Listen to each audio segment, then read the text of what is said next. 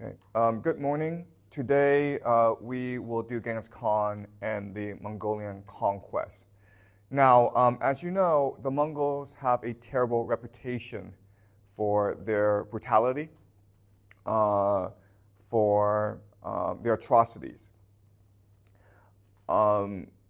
Today, I want to make the argument to you that what they did, given the circumstances, given the constraints they were under, was actually logical and understandable. Okay? So that's the argument I will make to you today. All right, so the Mongols. The Mongols, as you know, they are a steppe people. The steppe are divided into the western steppes and the eastern steppes. And they basically go from Hungary in Europe all the way to what is modern-day Mongolia. And as we discussed, steppe culture is very different from agricultural culture that we find in the Levant, in Anatolia, Mesopotamia, and in China. In the grasslands, the economy is what we call nomadic pastoral, meaning they will raise cattle as their source of food, and they will travel wherever there is grassland. Okay, and because of their economy, they have developed a certain culture. They are extremely violent. Their society, their culture is based around violence. And there's a lot of competition within these certain groups. So rather than think of these people as a nation or a race of people, it's better to think of them as a culture. Okay? And for the longest time throughout human history, they have been divided among many different tribes. Throughout human history, the nomadic pastoral people of the steppes have always been in conflict with the agricultural empires. So in response, the agricultural empires, China and the Persians, they have built walls and fortifications to counter their threat, okay? So as you can see, the Mongols will eventually come south and invade most of China. And historically, the response has been the Great Wall of China, okay? But also in Central Asia, the steppe people have been a threat as well, and they have built fortified cities as a response, okay? So even though the steppe people and their agricultural empires have always been in conflict, the Mongols have had a unique reputation in Western history as the most brutal, as the most violent. Okay, so the question we're looking at today is, why were the Mongols unique in their brutality? Okay, so there are lots of things that were said about the Mongols that we now know today are not true. Okay, so for example, back in the day, they had a reputation for cannibalism. They ate their opponents, they ate their enemies, and we know that's not true today. They also had a reputation for being devious. So for example, when they approached an enemy, they would hold the cross. Okay, the cross is a symbol of Christianity. So the Christian enemies would see this and think that they are allies. Okay, and only when they discovered that these are actually Mongols, but by then it was much too late. Okay, so the Mongols had a reputation for being extremely devious. They had a reputation for wanton brutality. They would destroy entire cities and kill all the people. Previously, historians believed they killed about 65 million people. Today, that figure is disputed. Okay, but if that were the case, then the Mongols killed more people than any other regime in human history before the 20th century. Genghis Khan is considered the greatest conqueror in human history. So the statistic that surprises everyone is 1 out of 200 males today, they're a direct descendant of Genghis Khan. So that's like 16 million people, okay? 16 million males in the world are direct descendants of Genghis Khan, right? So that is the reputation that the Mongols had for most of history. And what I want to show you today is the Mongols are not unique among the steppes people, okay? And the way they behaved, there was a strategy, there's a logic to the way they behaved, given the circumstances and constraints they found themselves under. Okay, so as you know in this class, the steppe people were the greatest conquerors in human history. Okay? So this started with the Yamnaya, who were based in the Ukraine area. And we know the Yamnaya, who are also referred to as the Proto-Indo-Europeans, as well as the Aryans. Okay? They spread throughout most of the Western world. So they went to Europe, and as you know, they basically replaced the entire male population of Europe. And they intermarry with the local woman to create European culture. They also went south and conquered Iran and India, and then they went over to the eastern steppes as well. So it's really important for us to remember, and I know this is hard, but the Mongol people, they are culturally more similar to the Yamnaya than they are to the Chinese, even though genetically the Mongols may be more similar to the Chinese, okay? In this class, we focus on cultural values rather than genetic affinity. Okay, so over time, what will happen to the Western steppes is it will slowly acclimatize itself to the surrounding agricultural empires. And slowly, the Western steppes will become integrated into the agricultural and into their agricultural neighbors. So the example here is Scythia. Okay, so Scythia is slowly it's an empire, it's a steppe empire, but slowly it's about to integrate itself into what is modern day Eurasia.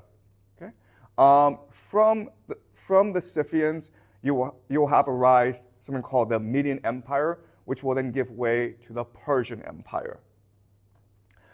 Over in the eastern steppes, okay, the steppe people come into conflict with the Han Dynasty. And the Han Dynasty, as we know from last class, is really the last ethnically Chinese dynasty. And they are intent on a policy of eradication against the steppe people. So they come into conflict with the steppe people, who are now called the Xiongnu, okay? And what this conflict will do is drive these people west, okay? And this is interesting for us because when they go west, they will splinter off into different groups. When they go all the way to Europe, they will be known as the Huns. Okay? You may know Attila the Hun. Well, Attila the Hun is what was the leader of these people. The Huns will drive the Western steppe people, meaning the Goths, into the Roman Empire, causing conflict with the Roman Empire, okay? And the Goths will become the foundation of modern-day Europeans. Okay? So this is the Hun Empire at its peak when it's in conflict with the Roman Empire. The steppe people, the Huns, will also give rise to a people called the Gurturk Empire, okay? And they will sweep down and they will become the Seljuk Turks, which will take over Mesopotamia. And then eventually you will have emerge the Ottoman Empire from these people, right? So in other words, the Mongols are just the most successful iteration of the steppe people and their conflicts with the agricultural empires. So the Mongol Empire is the second largest empire ever in human history. Only the British Empire had more land. The Mongols were the largest contiguous empire, meaning it was all interconnected together. All right. At its height, the Mongol Empire extended from basically what is modern-day Russia all the way to China. Okay, the empire that will take over the Mongols centuries later is the Russian Empire. Okay, the Russian Empire will take over a lot of Mongol territory.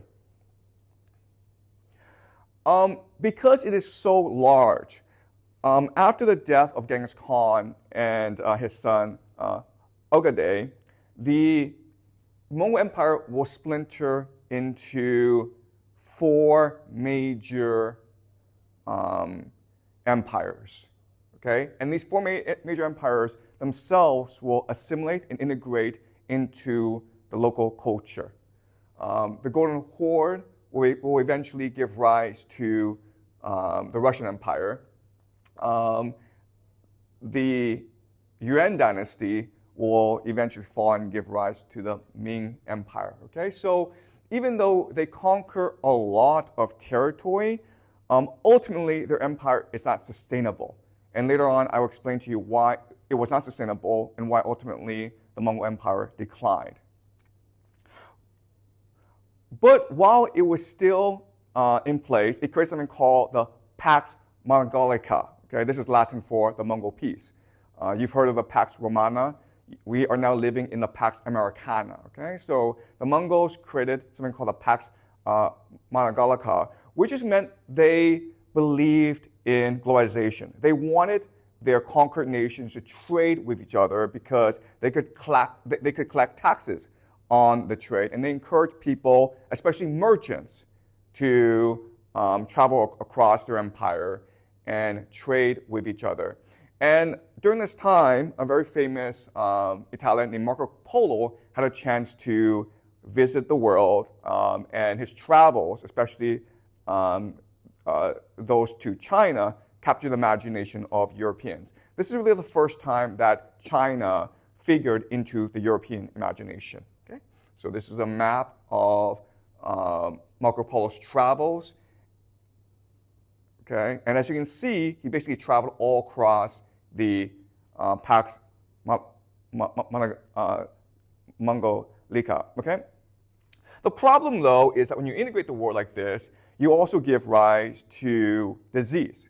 So the Black Death traveled all across the world. Okay, so we believe the Black Death originated in Central Asia in a place we call Kazakhstan today, and it traveled all over the Mongol Empire. It made its way to Europe, and it devastated Europe. Okay, it killed anywhere between 1/3 to half of the entire population of Europe. It traveled also to the former Islamic Empire, and it traveled to China, but it was not as devastating. Okay? It's very important for us to understand. The Black Death was devastating for Europe, but it was not that devastating for China and the Islamic Empire. And the reason why is sanitation and hygiene. So in China and in the former Islamic Empire, their cities were pretty well organized, pretty wealthy, pretty civilized. But in Europe, their streets were literally filled with manure. Okay, they had horses. They didn't have sanitation. People just threw shit onto the streets. And so, like when you walk the streets, they were literally covered with shit. And in that sort of environment, disease is spread very rapidly. But the Black Death is important for us also because it will give rise to the Renaissance, which we'll do next week. Okay, so without the Black Death, historians believe the Renaissance could not have happened. The Black Death basically meant a reset of European society, and it allowed massive innovation in Europe. Okay, so as you can see, the Black Death was extremely devastating for Europe.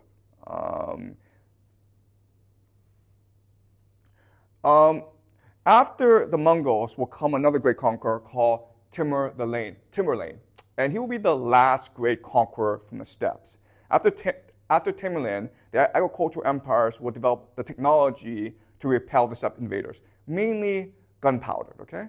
The technology and mass armies will overwhelm the steppe people, and eventually, over time, the agricultural nations, mainly Russia, will start to colonize and conquer the steppes. Right? Okay, so let's look at today at Genghis Khan, who is the founder of the Mongol Empire. Okay?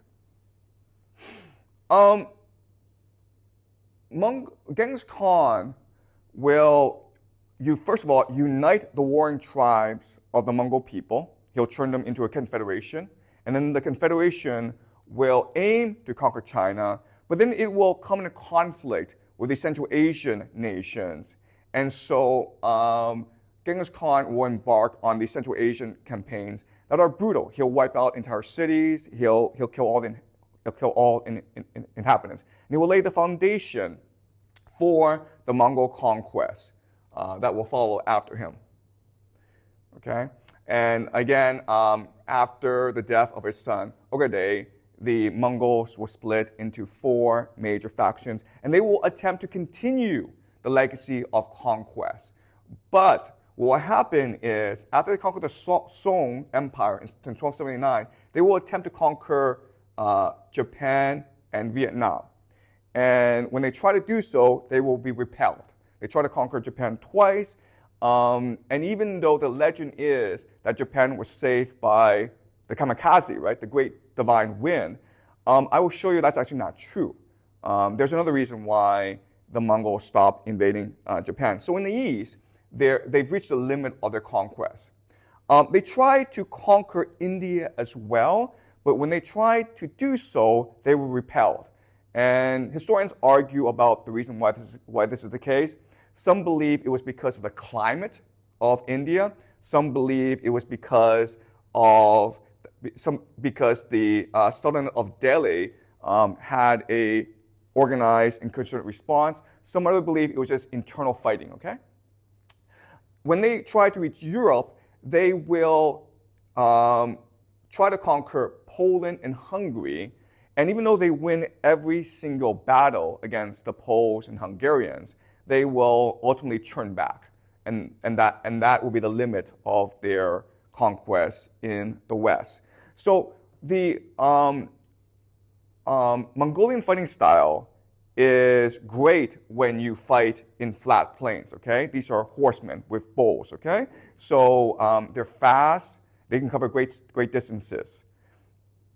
But when they try to reach Europe, and Europe is thick forest, right? They really can't conquer that terrain. One really stunning event is when they try to conquer Egypt. Remember, Egypt for the longest time was the wealthiest part of the Western world. But when they try to conquer Egypt, they run into a people called the Mamluks, who fight very similarly to the Mongols. In fact, the Mamluks are originally from the steppes as well. And for the first time, the Mongols will be defeated militarily on the battlefield. And this sort of destroys the aura of inevitability and invincibility that the Mongols had for the longest time. Okay? And this will be the extent of their conquest in the West. And after these conquests, the Mongol Empire will try to rule their respective empires, but ultimately they will fail. Okay? And later on, I'll explain to you why they were doomed to fail. And the irony is, the reasons that gave rise to the empire are also the reasons why their empire ultimately collapsed. Okay? Okay, so I want to first talk about Genghis Khan. And so we don't know much about Genghis Khan. What we do know comes from a book called The Secret History of the Mongols. So it is a oral history of the life and times of Genghis Khan and his son, Ogedei. Right? Now, the story in the secret history is suspicious. And it's suspicious because it fits very well into the structure of Proto-Indo-European myth. All right? Let me show you how it's similar. Okay, in the secret history, Genghis Khan, his mother, again, they are in the Mongolian grasslands. His mother is about to be wed to her husband. So she's in her carriage, and she's along the way to her husband's tribe. But along the way, she is ambushed and kidnapped. That's a very common thing in that culture. The way that you obtain a wife is by stealing someone else's wife.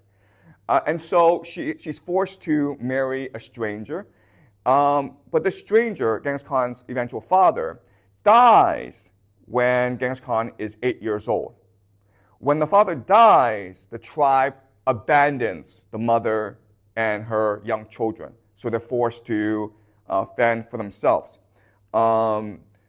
Eventually, the mother finds a way to find a supporting tribe, and Genghis Khan slowly finds mentors for protection. He eventually finds a mentor who becomes his best friend, and this best friend's name is Jamoka. Okay, and the two together are great warriors, and they conquer a lot of territory together. In fact, when Genghis Khan's wife is stolen by a tribe, the two will race off and get the wife back. But by this time, Genghis Khan's wife is pregnant with another man's son. Genghis Khan raised the son as his own, and he made the son heir to his empire, which will cause great difficulties when Genghis Khan dies. Okay, but that just shows you the generosity of this man. Eventually, Genghis Khan will run into conflict with Jamoka, and the two are competing for control of the Mongol world. Genghis Khan kills him to achieve his dominance. And Genghis Khan will overthrow the existing Mongolian social order. Basically, all these top chieftains, all these top shamans, he will kill in order to unite the Mongol people and bring about a new social order, okay? So that's the story that we have from the secret history. And that's very similar, by the way, to other founding myths of other people. Like, for example, let's look at Rome, okay? So remember last semester we discussed Virgil's Aeneid, okay? And it's about the founder of Rome. His name is Aeneas. Aeneas is a prince of Troy, and he has to watch the destruction of Troy. He escapes the sacking of Troy, where everyone is killed, but he gets lost at sea. Okay? Eventually, he stumbles under Carthage, where he falls in love with a queen there named Dido. But the gods demand that he leaves Dido, the woman that he loves, and he's married. And he does. He betrays Dido, who then kills herself. Then he goes to Italy, where he has to fight a war in order to establish the Trojan people on Italy. And they will eventually give rise to the Roman people. Okay? So it's a very similar structure, the story of Genghis Khan. Let's go to another story from Rome. So the founder of Rome is named Romulus, who was a direct descendant of Aeneas. So there's a king called Numitor, and his brother Aemilius usurps the throne. And once Aemilius usurps the throne, he puts Numitor's daughter into a temple and makes her a virgin. Okay? But Mars, the war god Mars, visits her and impregnates her with twins. Numitor demands the twins be killed, and the twins are left alone by the Tiber River. Okay? And everyone thinks that they will drown. But they are miraculously saved, and a she-wolf nurses them, and a shepherd adopts them. Eventually, they discover their true heritage, and they help their grandfather, Numitor, kill his brother, Aemilius, and restore the throne. Then the two go off to found their own city, which is Rome, okay? But they're going to be one king, so the two fight, and Romulus kills his twin brother, Remus. All right? And then Romulus becomes Rome's first king, which will eventually give rise to the greatest empire in the European world. All right? So as you can see, the structures are very similar. So let's go over very quickly the structure and meaning of Proto-Indo-European myth. The thing I want you to remember is that what mythology ultimately is, it's a collective subconscious of a culture. Okay? By understanding mythology, we can understand the fundamental values that underpin this culture. So, what is the structure we're looking at? Okay, the structure is this. First, the gods favor a man with a divine mission. But the man himself does not understand this divine mission. Okay? The gods have picked this man for whatever reason, and this man must fulfill his divine mission. And in the process, he will suffer hardship to become as hard as a sword, okay? Hardship makes you committed. It makes you strong. And to recognize his mission, okay? In the process, he's asking himself, why am I being persecuted? Why am I suffering so much? And then eventually, he will have an epiphany. He will recognize, oh, it's because the gods have a mission for me that I must fulfill. That's why I'm suffering. That's why I'm being persecuted. It's to make me strong and committed, okay? And he will sacrifice his beloved to prove his commitment to his divine mission. Okay? This is really important. In Proto-Indo-European myth, the hero must always sacrifice his beloved.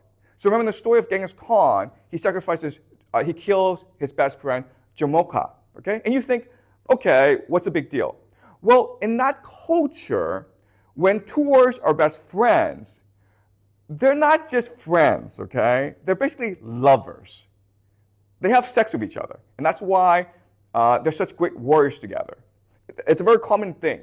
So remember the Iliad, where in the Iliad, Hector kills Patroclus. And Achilles becomes so enraged that he goes and kills Hector. Okay? So why did Achilles become so enraged? Because Patroclus was his best friend, which at that time everyone understood to mean Patroclus and Achilles were lovers. Okay? Achilles loved Patroclus. So when Genghis Khan killed Jamoka, he was basically killing the man he loved the most in this world. Okay? That's a very important part of Proto-Indo-European myth. You have to show your commitment by making the ultimate sacrifice, which means killing the person you love the most. And once he does that, he will shatter the old world to build a new one. Okay? That is the divine mission. The gods do not like this world. They want a flood to destroy this world in order for the world to be made anew. And this man, the Messiah, he is the one who will shatter the old world. He's the world shatterer. Okay? He's the flood sent by the gods. All right? So that's a basic structure of Proto-Indo-European myth. And when we understand this, now what we can do is understand the power of the Jesus story within Christianity. Why is Christianity the most influential and popular religion in the world? It has to do with the story of Jesus, okay? In the story of Jesus, according to the Gospel of Mark, let's look at the structure, okay? It's very similar to Proto-Indo-European mythology. Jesus has a secret divine mission, okay? He's sent by God, or he is God, who's come to redeem the world. He must suffer persecution and doubt, okay? So everyone doubts who he is. No one knows who he is. He's laughed at, he's mocked, okay? He then is sacrificed to wake the world. He kills himself, or he is sacrificed so that everyone knows how much God loves them. And with God's sacrifice, this cycle of violence ends and a new history begins, okay? So in Proto-Indo-European myth, what's important is that you kill your beloved. But the founding myth of Christianity is, no, I kill myself to show you that violence is terrible, okay? Once God has killed himself, once God has sacrificed himself, it means that all violence now must cease. The cycle of violence, the cycle of using violence to redeem the world, to cleanse the world, must come to an end. Okay? And that's the very foundational idea of Christianity. And so what Christianity is doing, and it's very clever, is it's seeking the collective subconscious that's embedded in every individual and implanting a new idea within the subconscious that grows and grows. Okay? It's almost like a virus until people recognize that violence is bad.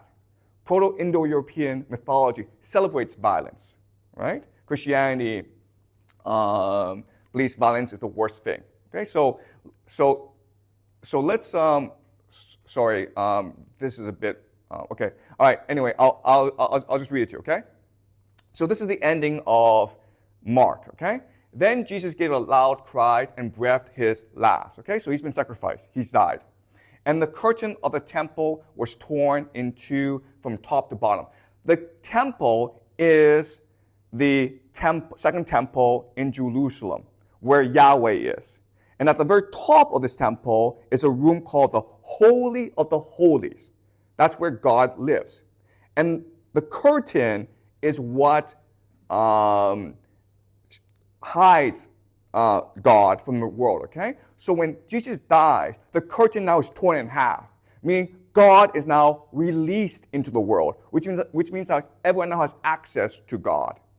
God is now on earth, okay? Now when the centurion, the soldier, who stood facing him saw that in this way he breathed his last, he said, truly, this man was God's son. So the first person that Jesus revealed himself to was a Roman soldier.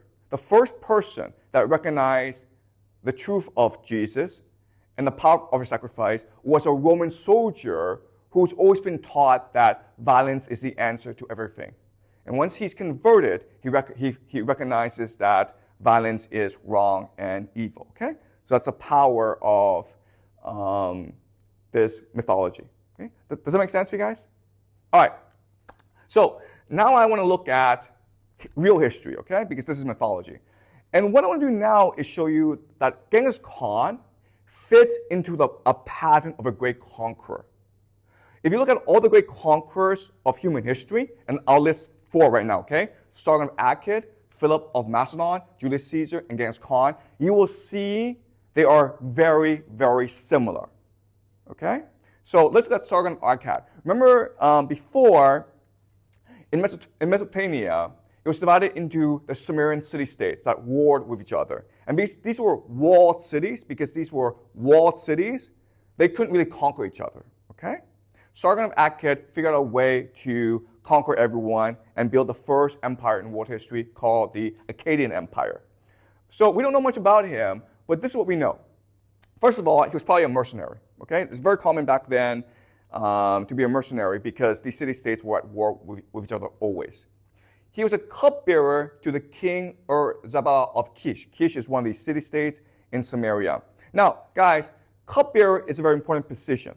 A cupbearer means that when you're at the king and you have a feast or a festival for your people, the cupbearer is a man who stands beside you and pours you the alcohol, the wine, right? Which means this is the man you trust the most. So what does it mean for Sargon of Akkad to be a cupbearer? Well, it probably means that they were lovers. The king and Sargon were lovers who loved each other deeply, okay? But that doesn't prevent Sargon from killing the king and taking the throne, which starts this massive war in the city-states in which Sargon will eventually triumph, okay? So the thing about Sargon is he is really good at winning the favor of mentors, right? And ultimately, he will betray mentors in order to achieve his ambition. Well, that's also true for Philip of Macedon. So Philip of Macedon, he's a prince of Macedon. And at this time in the Greek world, Thebes was a dominant military power. Thebes defeated Macedon in a battle, and Thebes demanded hostages. So Philip was sent as a hostage to Thebes, where he is now mentored by the greatest military strategist of this time, named Epaminondas, okay? And so Philip II is learning how to win battles. He's learning all the major military innovations of this time from the greatest general of this time. And then what he will do is he will return to Macedon, reorganize the Macedon army, and then take them to conquer Thebes, as well as the entire Greek world at the Battle of Chaeronea, okay? Well, this pattern is also true for Julius Caesar. At this time, which is about like 50 BCE in Rome, Pompey the Great is the greatest general. He's the man that everyone admires. He has most political power. So what Julius Caesar does is he marries his daughter to Pompey the Great, And this forms a political alliance between the two. Pompey the Great grants him generalship of the province of Gaul, where Julius Caesar will win military glory. Okay? It basically establishes the power, prestige, and fame of Julius Caesar. And this will start a civil war in which Julius Caesar will defeat his mentor, Pompey, at the Battle of Pharsalus. Okay? Very similar pattern. Well, the same is also true for Genghis Khan. He is mentored by two chieftains, Jamaka and Togol, and he will defeat both in order to gain leadership of the Mongol world. So it shows you how ruthless and ambitious these great conquerors are. But at the same time, let's remember this. Philip II had a really talented subordinate in Parmenion. Parmenion was really the person in charge of the Macedon army. In fact, it was Parmenion who was most responsible for Alexander the Great's conquest of Persia. Okay? Julius Caesar had a talented subordinate in Titus Labienus, who was responsible for his victories in Gaul. And then Genghis Khan had a talented subordinate in Subutai, who was considered one of the greatest military strategists ever. Okay? And so what this tells us is they're able to exercise tremendous judgment in people. They know who to trust. They know who not to trust. They know who is talented and who is not talented. They know how to win the loyalty of their subordinates. Okay? That's a very impressive skill. And then the question then is, how is it possible that they are ruthlessly ambitious, yet at the same time they're able to delegate power in a very effective manner? And the answer is, they all believe they have a divine mission. Their goal is not to conquer the world. Their goal is to change the world for the better, as demanded by the gods. Does that make sense? That's the only way we can understand this. Each in their own way believe they are the Messiah, sent by the gods to shadow the world so that it can be built anew. Okay? And that's what drives them to kill their beloved. And that's what drives them to do what they do, okay? All four, ultimately, they are able to conquer the world because they develop a professional, meritocratic, and innovative army, okay? What does professional mean? It means that, look at Sargon the Great, Sargon of Akkad. At this time, there were no professional soldiers.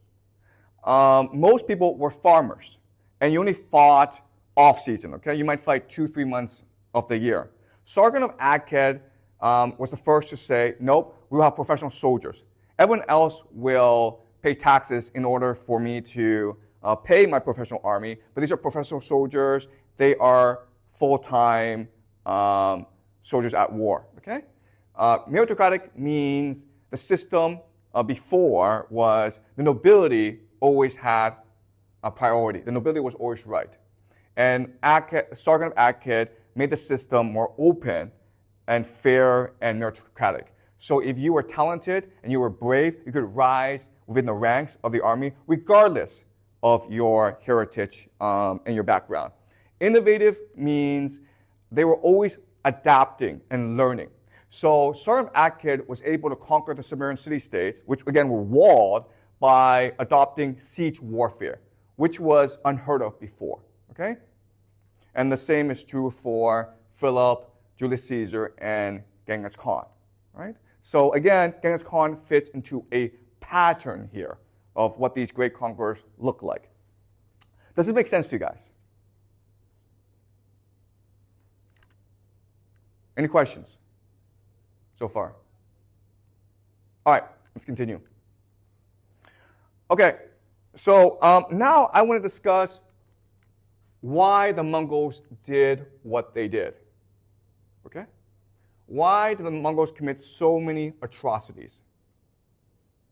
What was the logic or reasoning behind their brutality?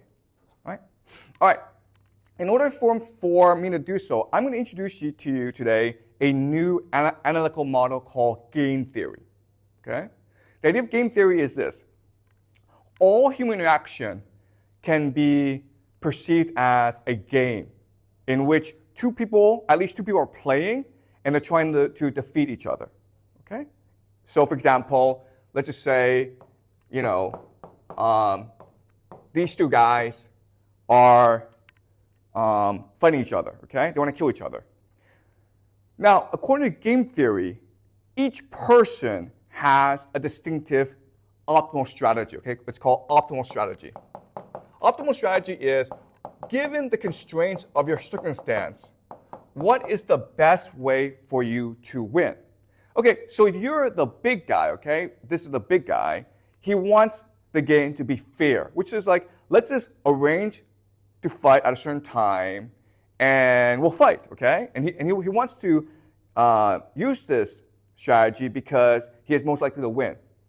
But if you're this guy, a small guy, right, let's call him A, and you're fighting B, you don't want to do that because you're bound to lose. So what you do is you figure out a time when B is most vulnerable. Maybe when he's asleep or he's eating, and you attack him then, okay?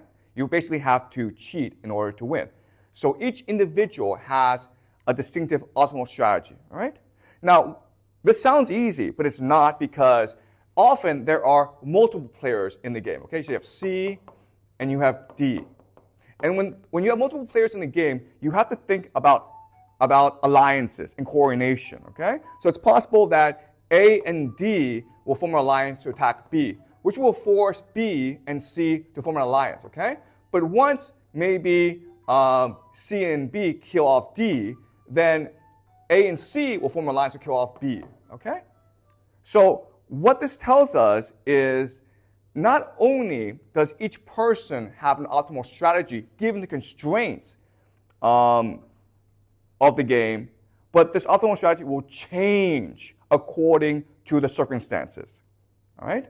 Also, what's important for us to remember is that there are always these external constraints. External constraints might be just weather or weapons or whatever, okay? So game theory sounds easy, but it's extremely complicated because you always have to switch perspective in order to better understand why this person is doing what he or she is doing. Okay? Does that make sense? All right.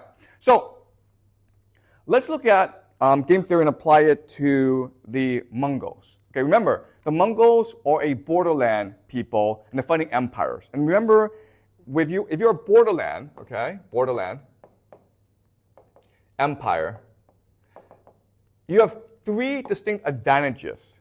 Okay, you have energy, you're open, and you're opportunistic. Okay, these are the three advantages that you have as a borderland people like the Mongols. As an empire, your three advantages are mass, you have a lot of people. You have organization, you have depth. Okay? So it seems, so again, given the strengths, it is not that easy to determine who will win. Okay? But we're trying to figure out the mentality of the Mongols. Okay? We know the Mongols have these three strengths, and they're trying to defeat the empire, which has these three strengths. At the same time, we have to remember the Mongols themselves have three fundamental weaknesses that they must compensate for if they are to win. Okay? So let's go over their major constraints. The first constraint that they have is extremely low population. Okay, there are not that many of them. In fact, they're often outnumber 100 to 1.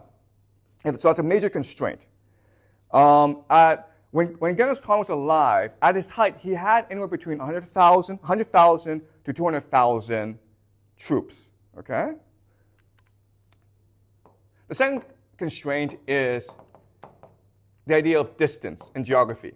What I mean by that is the Mongols have to fight over huge territory because Central Asia is a huge land, right?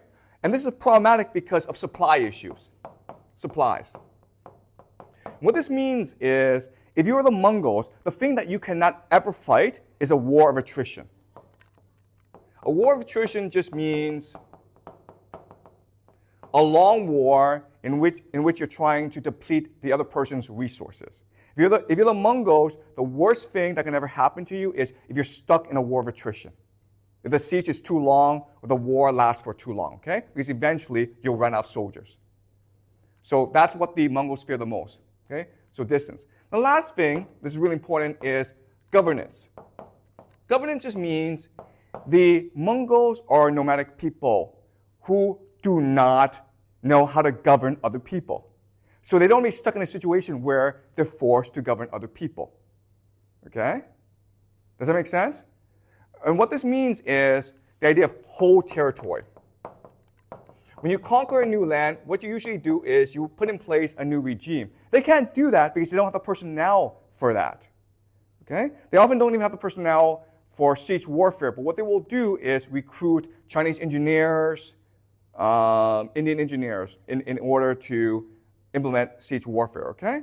But bureaucrats are very hard to compensate for, okay? So these are three fundamental weaknesses of the Mongol system. Low population, they have to fight long distances, and therefore they have to worry about supplies, and they don't know how to govern other people, okay?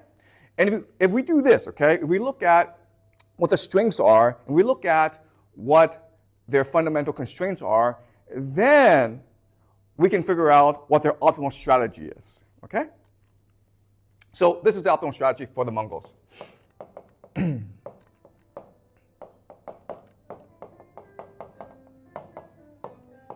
The first is escalation dominance.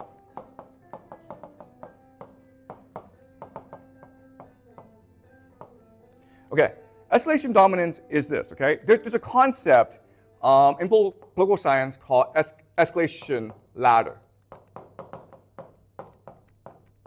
The escalation ladder, I mean, it's a very simple concept. It means like violence always escalates. So for example, I get into an argument with someone, okay? Well, what first happens is we start to argue, but then eventually this argument becomes much more heated, and we start to push each other, okay? Then I might throw a punch, he throws a punch back, then I might bite him, he might bite me back, I might pull out a knife, he might pull out a gun, okay? This is called escalation ladder, okay? Violence has to happen over time, okay? And this is fine, but the problem is, what if you're fighting multiple people at once, right? So what you want to do is show other people that you are more dominant, okay? So if you insult me, I'll put a gun on you and I'll shoot you, okay? That's the idea of escalation dominance. I always have the capacity to inflict more damage on you than you could ever possibly inflict on me, okay? And that's why the Mongols did what they did. So what would often happen is the Mongols would send a trade delegation to a nation to negotiate a trade deal. And the nation, usually in Central Asia, they would kill all the delegation in order to insult Genghis Khan. In response, Genghis Khan would send his army to destroy the entire city, burn down the city, and kill everyone, okay? This is the idea of escalation dominance. You have to prove escalation dominance if you are to be a viable threat to everyone, okay? So that's the first idea, escalation dominance. Second idea is the idea of terror, or what we call psychological warfare. If you are badly outnumbered in warfare, then you have to make people afraid to fight you, okay? If you cannot govern people, if you don't know how to properly manage people, you have to make people afraid to rebel. Okay? So the Mongols were notorious for psychological warfare. So for example, what they would do is this. They would conquer some territory, and to ensure the villagers would not ever rebel, they would send one Mongol soldier into the village. Okay? And this is one soldier, and there might be 1,000 villagers. And then what this Mongol soldier will do is randomly kill some villagers. He'll say, hey, you guys come over here, line up, and he starts killing people randomly, okay? And if the villagers ever rebel and kill him, then the Mongols will come and kill everyone in the village, all right? So that's the idea of psychological warfare. But the Mongols do this to themselves as well, okay? So the Mongols have a system where units are divided into units of 10, okay? So 10 soldiers, and then these 10 soldiers times 10 will make up a unit. So what would happen is this. If ever in a battle, one soldier ran away from battle, all of the people in these units would be executed, okay? But if one unit ever ran away, then the next unit, 100 of them, would all be executed. Okay? So this gives everyone an incentive to make sure your fellow soldier does not run away. Okay? So the Mongols had psychological warfare not just for other people, but also for themselves. And that's just the way the Mongols fought. And they had to fight like this, given the fact they were greatly outnumbered. And they had to win quickly against their enemies. Right? Does that make sense? Okay? And the last thing, which is the most important, is they had to create an aura of inevitability and invincibility. At this time, people were literally telling people, these Mongols are not human. They are demons. They have come from Tartarus. And that's where we get the name Tartars. They have come from Tartarus, hell, in order to kill everyone, okay? These are demons. Guess what, guys? The Mongols wanted this reputation, okay? They did everything they could in order to promote this reputation because it gave them an aura of inevitability and invincibility. They could not be defeated. There's no point in trying to defeat them. So let's just give up, okay? And most did. Most said, like, the Mongols were able to conquer so much territory so fast because they had this aura of inevitability and invincibility, and most people just gave up. They just paid tribute. And if you didn't do so, then they would use escalation dominance and terror to kill everyone, okay? And they would send refugees all around the world so everyone would know about the ferocity and brutality of the Mongols. Does that make sense, guys? So in other words, I hate to say this, but according to game theory, everything that the Mongols did made complete sense, okay? In fact, it's their optimal strategy, okay? Given the circumstances, given the constraints, what they did was completely logical and reasonable, even though it resulted in the deaths of tens of millions of people. Okay? Does that make sense? All right. Okay, so now let's discuss why their empire collapsed. All right, so there's a fundamental weakness in the entire Mongol optimal strategy approach. It's a great strategy if you are trying to conquer other people. But when you're trying to govern them, okay, it's an issue.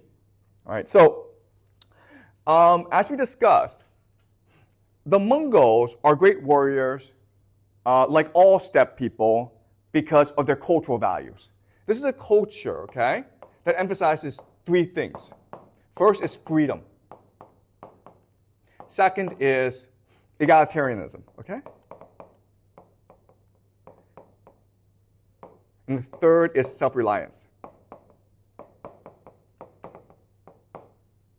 Okay? So rather than think of the army as an empire or organization, it's more like a confederation.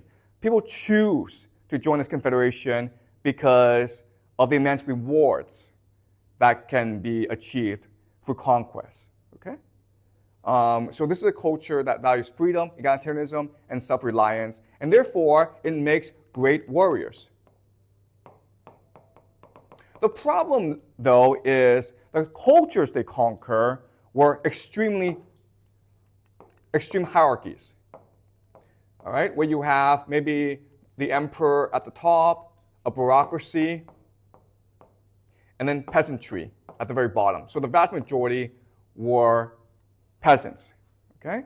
Now, I know this is hard for us to understand, but the reason why the Mongols were able to conquer these empires were almost a contempt for these empires. Does that make sense, guys? The Mongols had absolutely no respect for these empires. They thought they were weak, they thought they were corrupt, and decadent, okay? So the Mongols were able to conquer them, okay? Does that make sense? There's a contempt for them. The contempt is this. Underlying the optimal strategy of the Mongols is a concept that never existed in human history before. And the concept is this. People are an infinite resource. Okay? So throughout most of human history, people were the most valuable resource. There wasn't that many of people around. Therefore, you had to treat people nicely if you want to maximize their productivity. Okay? But where were the Mongols based? They were based in East Asia. They were based in China, basically. And in China, because of the empire, people were treated like an infinite resource. You could massacre them. You could send them off in human wave attacks. It didn't matter because they were an infinite resource. And this idea never existed before in human history. And in the Western world, this concept is radically revolutionary. It was unimaginable, like, you could do this. So remember, Julius Caesar, even though when he conquered Rome, he wasn't intent on massacring people. Why? Because people could be sold as slaves. That was the main way he made his fortune, by selling the Gauls as slaves. Okay? But if you believe that people are an infinite resource, then you don't want them as slaves. Okay? You want to kill as many people as possible in order to inflict terror. Okay? So that's the issue with the Mongols. First of all, their value system did not lend itself to governing a hierarchy. They didn't know how to, and they didn't want to. Also, much more problematic was their contempt for the local culture. Okay? If you have contempt for the local culture, you're going to have problems managing the people. So in China, during the Yuan dynasty, the Chinese, there's a class system. The Mongols were at the top, and the Chinese were at the very bottom, okay? The foreigners were sort of in between. And that just shows you the Mongol contempt for Chinese people. And that's why ultimately the Chinese people rebelled against the Mongols. Right? Now eventually, the Mongol leadership would recognize this problem, and they would try to adopt a Chinese-style bureaucracy. But a bureaucracy, and we discussed this, comes into conflict with the nobility. Okay? Nobility. The nobility is intent on maintaining the Mongolian culture. They did not want to assimilate. But the emperor recognized you have to assimilate if you are to have this empire. And because they couldn't agree, the nobility and the emperor couldn't agree, ultimately it led to the collapse of the Mongol Empire. Okay? All right? So that's the history of the Mongols. Any comments? Any questions? I know Doug is. Can you speak I don't have any questions yet, though. But do you want to make a comment? Because I know you've studied the Mongols quite in detail. Well, I'm kind of scared. This is on YouTube. Okay. All right. Yeah. All right. So yeah, it's fine.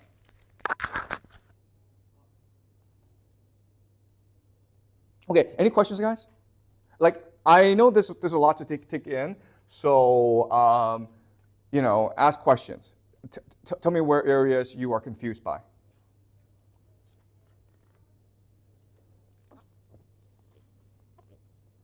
Okay, I got a question. Okay. So a few lessons ago, Yep. you talked about if there was a Viking university, you would definitely want to go to that. Yep. Right? And because like in the Viking world, it's all about freedom, equality, and self-reliance, right? Yep. So the Vikings might be running Harvard, but the Mongol University might be the Oxford one. Yeah. Yeah. You got any sympathies one way? Yeah, that's a great question, okay? That's a great question. Vikings versus Mongols, okay? Okay. All right, so the Vikings and the Mongols all come from the Proto-Indo-European culture. What we know about culture is that it's very fluid, and it will change over time, and it will adapt itself to the local cultures, okay? And so the Vikings were in Europe, and the Mongols are near China, okay? And I have to say, like, I think if I wanted to be a Viking or a Mongol, I prefer to be a Viking, okay? And the reason why is the Vikings never really adopted a belief that people were an infinite resource. They couldn't because Europe was very poor. And the Vikings, regardless, even though they were brutal, they still had respect for their opponents. They never developed a contempt for their opponents. They're surrounded by the Byzantines, the Muslims, and the Europeans. And these were great warriors. So the Vikings felt they had a lot to learn from these cultures. And in fact, ultimately, the Vikings will assimilate themselves into these cultures in different environments, okay? So the Mongols are different, though. The Mongols are based in East Asia, and they did ultimately adopt a belief that people are an infinite resource. And they had tremendous contempt for Chinese culture, okay? And that changes you as a person. When you believe that people are an infinite resource and you are contemptuous of other cultures, it also, in a way, makes you contemptuous of yourself, if that makes any sense. Okay? And so ultimately, that's why the Mongols were not able to, even though they had tremendous wealth, they didn't really produce cultural monuments. We don't have, like the Vikings, I mean, as I mentioned, the Vikings were fundamental development of Western civilization. The Mongols were not fundamental development of any civilization. I mean, they caused a lot of havoc, and they were great conquerors, but they didn't leave a rich cultural legacy. So, and I think it has to do with the belief, like, people are an infinite resource, okay? So I would much prefer to be a Viking. I would much prefer to be enslaved by a Viking than a Mongol. Like if I were a slave, I would much rather be a slave to a Viking than a Mongol, okay? If I were a slave to a Viking, then the Vikings would at least become my friend. They'd be like, hey, tell me about your culture, or any stories that you can tell us, okay? And if you were a great storyteller, then they would make you, they would treat you very, very nicely because you're helping them learn more about your culture, okay? The Mongols had absolutely no interest in other cultures. They were interested in conquering and exploiting other people, all right? I could be wrong, all right? And I'm probably making these crass generalizations, but I believe with the Vikings, there's a general curiosity about the world that comes from a general respect of other cultures. Whereas the Mongols were not curious about the world, they were intent on conquest and enslaving other people and exploiting other people. Okay? They were predators. And again, that could be my prejudice, but based on my readings so far, that would be my belief. But please change my mind. Sounds good. Okay. All right. Thanks for the question. Okay. Great question. And any other questions? You mentioned that in the Mongol culture they don't have a lot of people, right? So Sorry. So population, okay? So the Mongol population is loosely defined.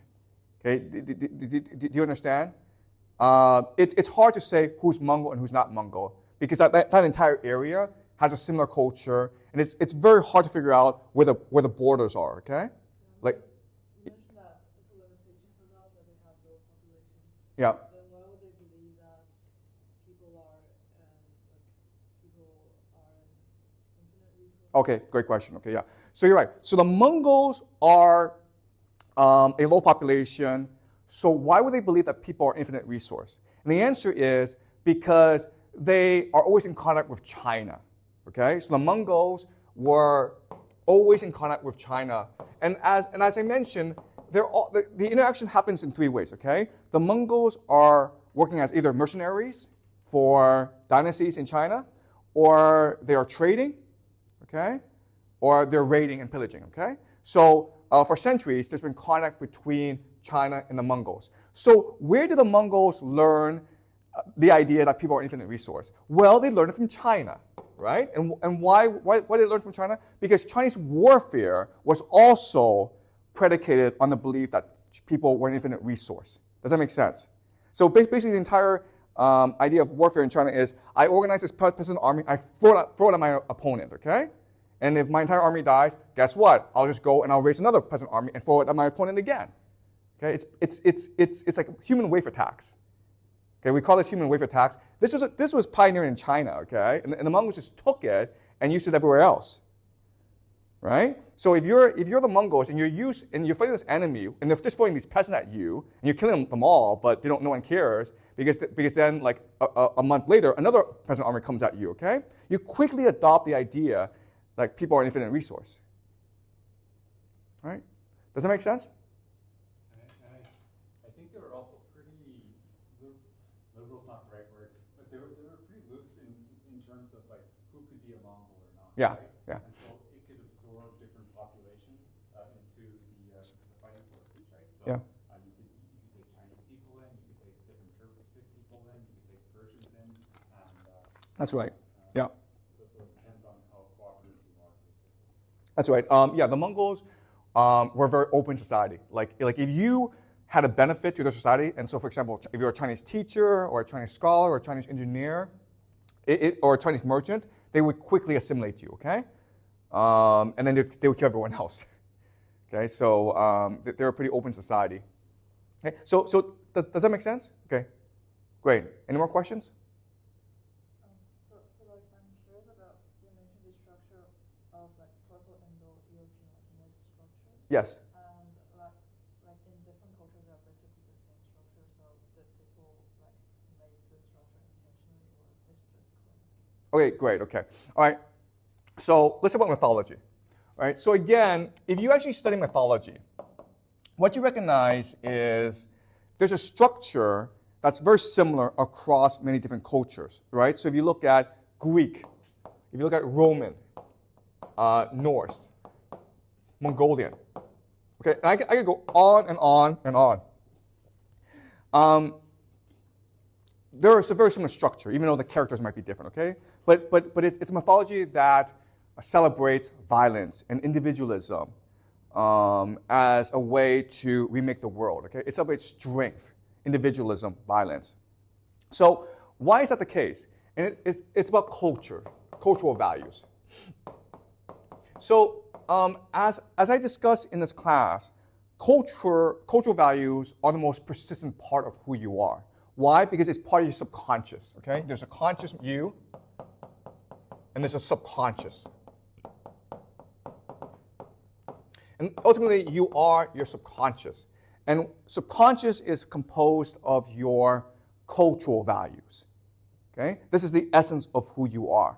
So even though the Proto-Indo-Europeans, they were going into different environments, and they were assimilating themselves into different environments, and they looked physically different, culturally, subconsciously, they shared a similar value system. And this value system will then go on to inform the way they perceive the world, their worldview. And this worldview will then manifest itself through mythology, which will eventually become literature.